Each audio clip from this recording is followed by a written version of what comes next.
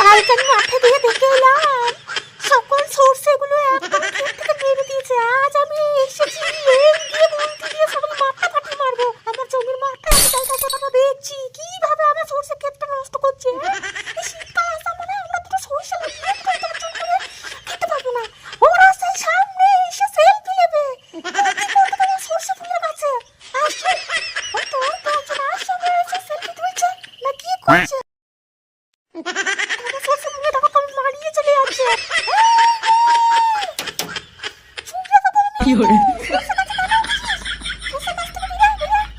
আমার জমির মাথা থেকে বেরিয়ে আমি ফুল গাছ কিছু মারিনি।